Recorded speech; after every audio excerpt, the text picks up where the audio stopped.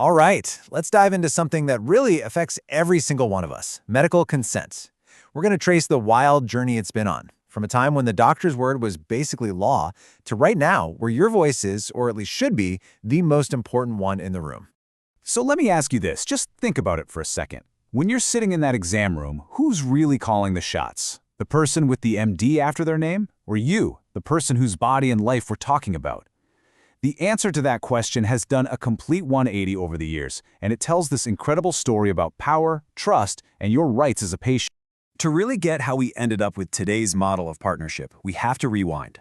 I mean, way back. We're going to start at the very beginning, with a promise that shaped medicine for literally thousands of years. For more than 2 millennia, the Hippocratic Oath was the absolute bedrock of medical ethics. It gave doctors a moral compass. Your main job is to do what's best for the patient. But notice the key words here, according to my ability and judgment. The doctor's judgment. That little phrase, according to my judgment, created what we now call a paternalistic model. You know, paternal, like a father figure. The core idea was simple: doctor knows best. The patient? Well, the thinking was you couldn't possibly understand all the complex medical stuff, so the big decisions were made for you, not with you. But then, the 20th century happened, and a series of absolutely horrifying events forced a total revolution in medicine. The abuse of medical authority during World War II, and later, the public learning about unethical studies like Tuskegee. It made it terrifyingly clear that the doctor knows best model could go horribly, dangerously wrong. Something had to change, fast. So out of that crisis, a new foundation for medical ethics had to be built from the ground up. And in 1979, a couple of ethicists, Beauchamp and Childress, did just that. They laid out 4 core principles that are supposed to guide all of modern medicine. The first one, and honestly, it's the big one, is autonomy. This principle is a complete game changer. It says that you, the patient, are the expert on your own life, on your own values. It gives you the right to deliberated self-rule, which is a fancy way of saying it puts you firmly in the driver's seat of your own healthcare. Working right alongside autonomy is beneficence, the duty to do good. But here's the crucial twist from the old days. What counts as good is no longer just the doctor's call. It has to be seen through the lens of your values and what you want. Now, of course, the flip side of doing good is don't do bad. This is non-maleficence.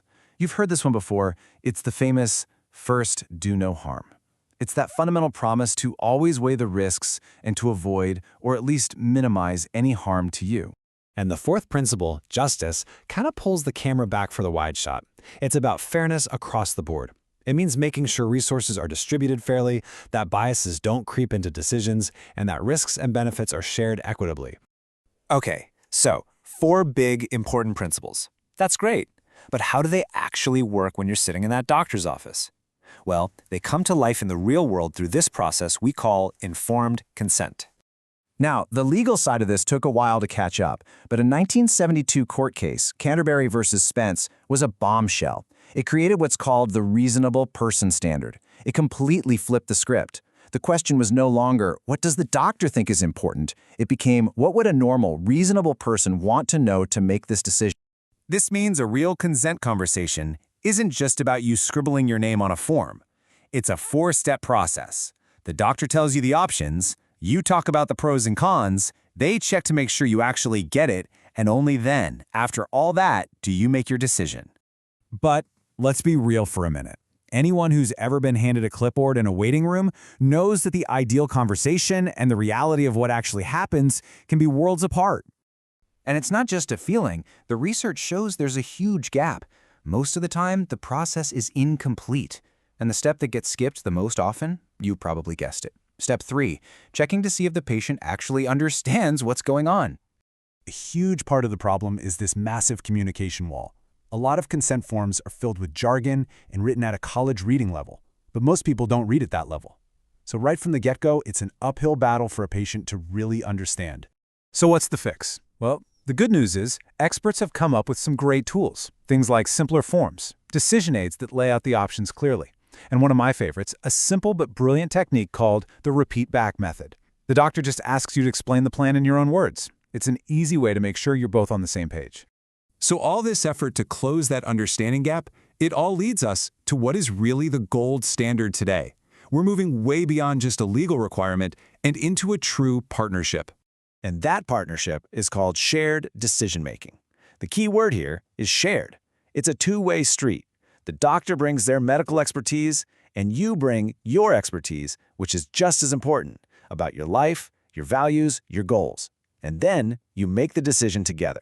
And this really shows the whole story we've been talking about.